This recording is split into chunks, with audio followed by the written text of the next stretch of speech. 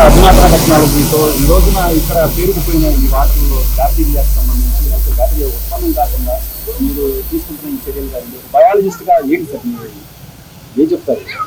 ముందుగా మనకి విజయవాడకి ఫ్లడ్ వచ్చి విజయవాడ మొత్తం కూడా ఎప్పుడు రీతిలో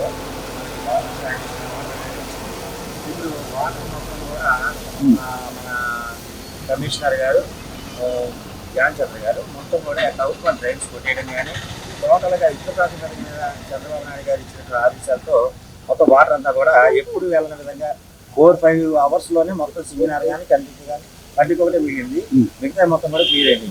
ఈ తర్వాత ఇప్పుడు మనకి ఇలాంటి వేకెంట్ ల్యాండ్స్ అనేది ఈ వేకెంట్ ల్యాండ్స్ అనేది వీళ్ళు వాటర్ స్టాగ్నేషన్ అవ్వడం తర్వాత బ్యాక్టీరియాలు ఉండడం వల్ల డెంగ్యూ మలేరియా విపరీతంగా పెరిగే అవకాశాలు ఉన్నాయి. కాబట్టి మన చంద్రబాబు నాయుడు గారి ఆదేశాల మేరకు కమిషనర్ గారు యుద్ధ ప్రాతిపదిక మీద డ్రోన్స్తో దాదాపు 100 డ్రోన్స్తో మామూలుగా సోడియం హైపో అంటే బ్లీచింగ్ చదవడం కానీ లేదా అదేవిధంగా ఇప్పుడు యాంటీ లార్వా అంటే డెంగ్యూ మలేరియాతో వచ్చి విపరీతమైన ఎపిడమిక్ వచ్చే పరిస్థితులు ఉన్నాయి. కాబట్టి ముందు జాగ్రత్త చర్యగా ఇవన్నీ కూడా ఎమ్మెల్యేలు స్ప్రే చేయడం కానీ జరుగుతుంది. ఇది దేశంలోనే ఎక్కడా లేని విధంగా దేశంలోనే ఎక్కడా ఉపయోగించిన విధంగా డ్రోన్స్ సహాయంతో చాలా కట్టడి చేస్తున్నాం. ఈ 7 రోజుల నుంచి కూడా మెడికల్ క్యాంపులు పెట్టాము. మెడికల్ క్యాంపులో కూడా ఎక్కడ కూడా డెంగ్యూ మలేరియా కూడా ఇంకా నోట్ అవ్వలేదు. కనుక ఈ విధంగానే కంట్రోల్ చేయలేకపోతే రేపు రాబోయే కాలంలో విపరీతంగా మనకు మలేరియా కానీ వైరస్ కానీ ఉంటాయి. కాబట్టి దాన్ని కంట్రోల్ చేయడం కోసమనే సీఎం గారు అధునాతన టెక్నాలజీ బొంబాయి నుంచి కూడా తెప్పిస్తున్నారు. ముంబై నుంచి కూడా అదేవిధంగా ఏపీ డ్రోన్ కార్పొరేషన్ ద్వారా కూడా ఒక 100 డ్రోన్స్ తెప్పించారు. అదేవిధంగా మన కార్పొరేషన్ బిఎంసీ తరఫు నుంచి కూడా ఒక 10 డ్రోన్లు పెట్టడం జరిగింది.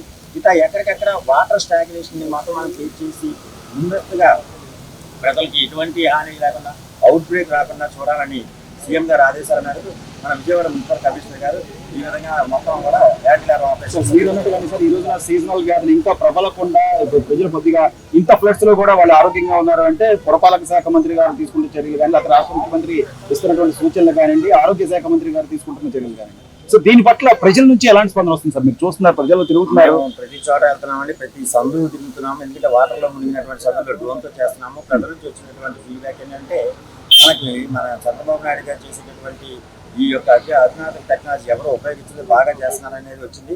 ఇప్పుడు కూడా మనకి ఎక్కడ కూడా డయేరియా కానీ కలరా కానీ ఎక్కడ కూడా మనకి నోట్ అవ్వలేదు. ఎందుకంటే ఈ యాంటీ బ్యాక్టీరియా చేయడం ఒకటి, యాంటీ లార్వా చేయడం ఒకటి. మన మంత్రి నారాయణ గారు ఎప్పటికప్పుడు 24 అవర్స్ మినిమం 20 అవర్స్ ఫీల్డ్లోనే ఉంటారు.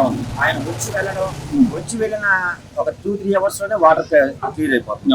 ఎందుకంటే ఆయన దగ్గరుండి కూడా మానిటర్ చేస్తున్నారు, ఎట్టి పరిస్థితుల్లో చేస్తున్నారు. కమిషనర్ గారు అర్ధరాత్రులైనా అపరాత్రులైనా మన మున్సిపల్ కమిషనర్ గారు తిప్పడం, ఎక్కడెక్కడ మానిటర్ చేయడం, వాటర్ స్టాగ్నేషన్ అనేది ఇంత ఫాస్ట్ గా ఎప్పుడు రానటువంటి ఇంత ఫ్లడ్ ని కంట్రోల్ చేయడం అంటే 3-4 days లో అనేది అది కేవలం మన చంద్రబాబు నాయుడు గారు తీసుకున్న చర్యలు, మన మంత్రి నారాయణ గారు తీసుకున్నటువంటి చొరవ, మన కమిషనర్ గారు కమిషనర్ ధ్యాన్ చంద్ర గారు అనునిత్యం 24 అవర్స్ మినిమం 25-23 అవర్స్ అది దిగుతూనే ఉన్నారు. కనుక ఈ విధంగా చేయడం వల్ల మనకి విజయవాడ మాకున్నటువంటి జనాల నుంచి ఫీడ్బ్యాక్ కానీ గవర్నమెంట్ నుంచి మంచి స్పందన వస్తుంది. అదేవిధంగా ఎవరికి కూడా డయేరియా కానీ ఎటువంటి మలేరియా కానీ డెంగ్యూ కానీ ఇటువంటి నోట్ అవ్వలేదు. ఇలాగే ఈ జీరోలో ఉన్నారనే ఉద్దేశంతోనే ఇంత ప్రయత్నం అనేది గవర్నమెంట్ నుంచి పూర్తి సహకారం, పూర్తి యొక్క మానిటర్ జరుగుతుంది.